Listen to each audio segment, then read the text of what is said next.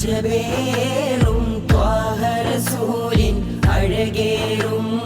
കരളിൻ കഷ്ണം അഖിലാണ്ടം പാടയ്ക്കുവാൻ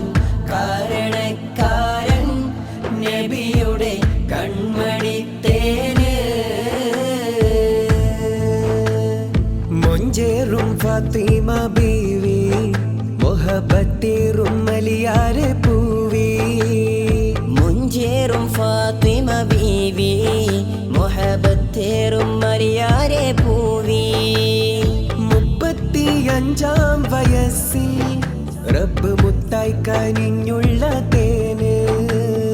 35-ാം വയസ്സിൽ റബ്ബ് മുത്തായി കനിഞ്ഞുള്ള തേന് അഹ്മദായ മുത്തുനൂറിൻ തിങ്കളായി പിറന്നു അഹ്ലുബൈത്തി